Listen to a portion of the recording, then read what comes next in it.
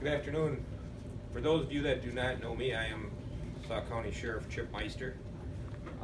First of all, I would like to extend our condolences to the family and to the Wisconsin State Patrol for the tragic loss of one of their troopers this morning. This morning at approximately 4:30 a.m., the Sauk County Communications Center received a call of a single vehicle crash on Interstate 9094 near the eastbound mile marker number 89. When emergency crews arrived on the scene, they discovered the crash involved an on-duty Wisconsin State Patrol trooper. The Wisconsin State Patrol requested the Sauk County Sheriff's Department to conduct the investigation, which is a normal practice when this type of incident happens. This is what we know so far. The accident happened right around 4:30. Wisconsin State Trooper Anthony Borstowski, age 34, of Toma, was parked in the median near mile marker 89 in a marked 2009 Crown Victoria patrol car. Trooper Borstowski pulled out of the median and was traveling eastbound on I-90-94. Approximately 1 mile later, the trooper lost control of his patrol car, causing it to leave the roadway and strike a tree. The trooper was killed instantly.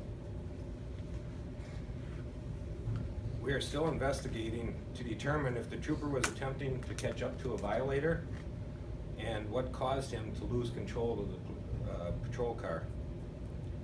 High speeds were a factor in the crash. According to a witness, he did not have any of his emergency lights activated at the time of the crash, and we ask that if there are any witnesses that did not speak to law enforcement, that they contact the Sauk County Sheriff's Department at 1-800-377-1195. Again, it's 1-800-377-1195. I will now turn this over to Wisconsin State Patrol Lieutenant Colonel Steve Krieger and Captain Jason Z. Thank you.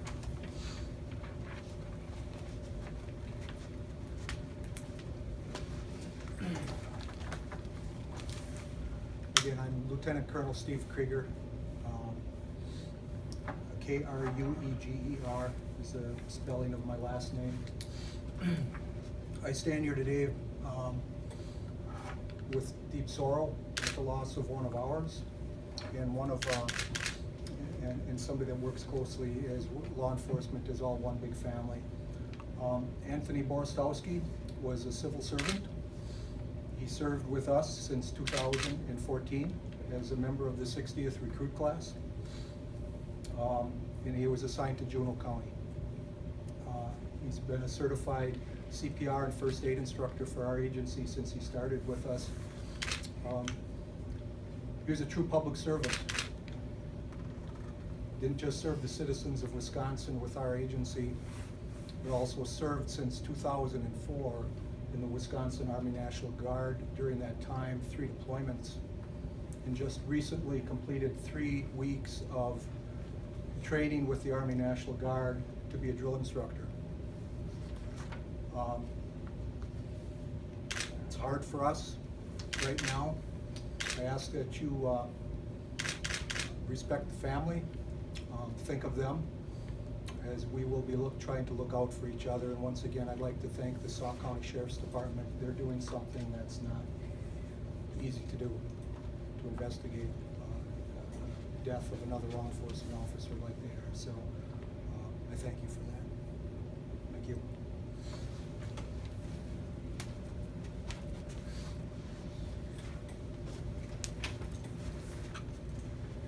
If you have any questions, we'll try to answer them at this time. Weather a factor at all? What was the weather like? We know that the road temperature approximately 3 hours after the accident was 31 degrees and the air temperature was 37. So all those factors are taken into consideration during this investigation. So the road could have been slick, or no way to really know? We don't know that at this point. What was his shift? When was the shift supposed to be over? He worked the third shift. It started at 11, our third shifts are midnight, or 11 o'clock start. So he would have been, came on duty at 11 o'clock the night before. It would seem if he was in the meeting shortly before that, that falling asleep would probably not be a very likely scenario. Yeah, that we have not really considered that.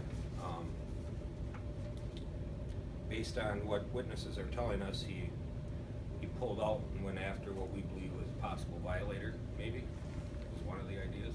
But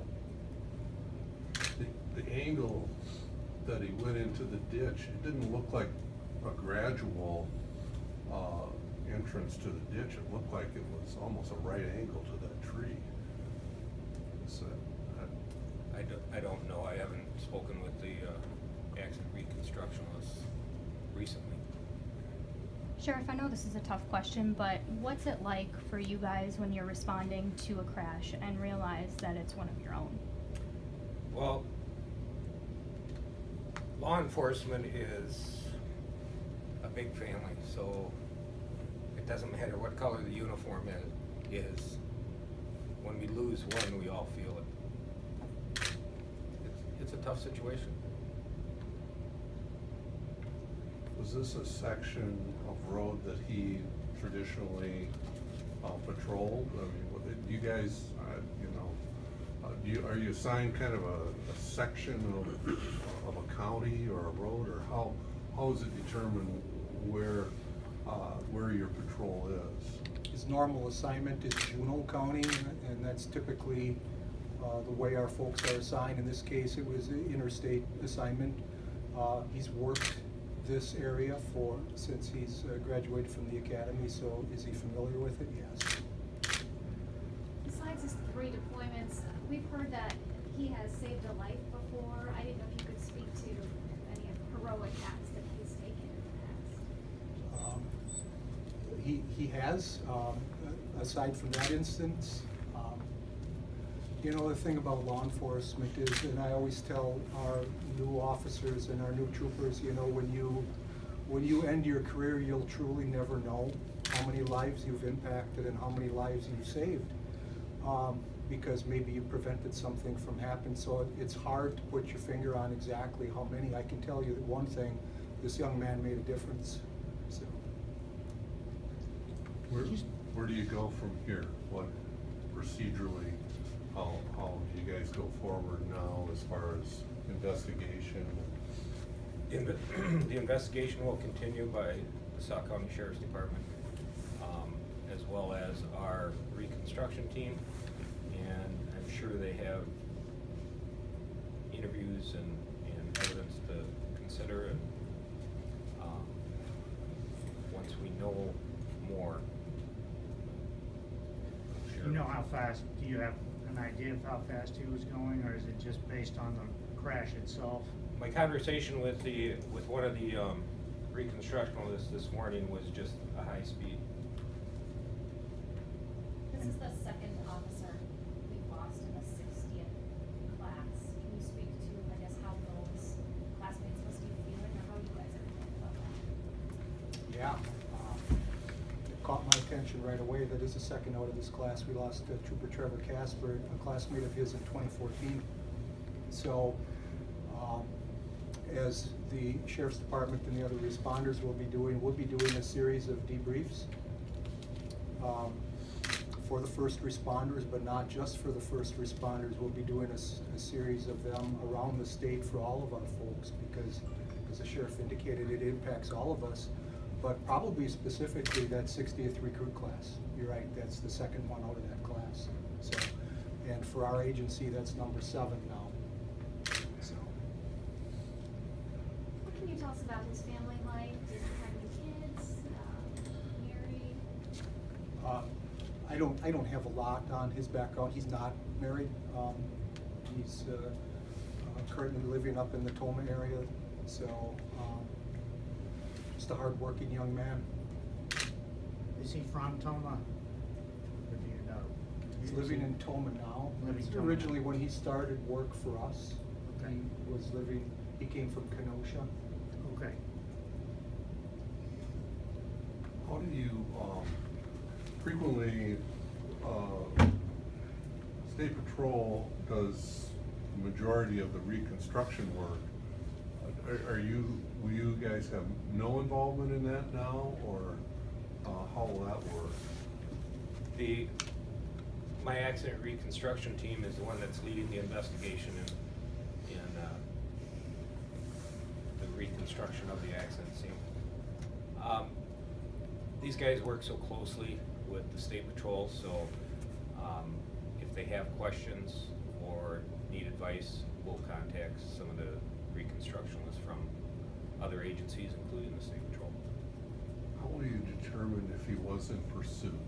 How would that come to light? Well, I don't believe there was a pursuit per se going on. It was more of perhaps he was trying to catch up to a vehicle. Yeah. But the witnesses report that he didn't have his lights or siren activated, which is normal when you're trying to catch up to a vehicle. Has he always worked that shift, or was this a relatively new shift for him? He always worked it. Yeah. He's been working that shift, that third shift, since he graduated. I'm just curious, that zone there, is that a high enforcement zone for speeding? Is that an area where troopers have seen any issues recently where this tragedy occurred?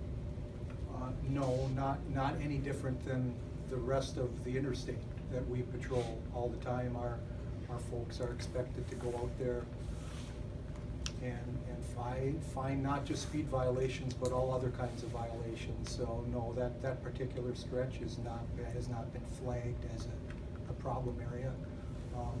We have speed problems and other aggressive driving problems on a lot of our highways around the state. So.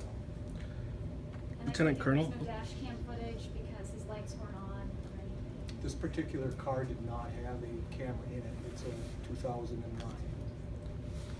That answered my question. Is there a fair amount of traffic? It's pretty early in the morning. It seems like not a lot of traffic would be flowing at that time, but no way to know, I suppose. Correct. Sheriff, you mentioned a high rate of speed. Obviously, that's relative. I assume that would be above the posted speed limit since it's an interstate. Is that okay? We understand that you have a lot of questions, and we do as well. This will end it for this interview. We are doing a thorough investigation, and we're going to try and answer some of those questions that all of you and us both have. So thank you for coming. Thank you.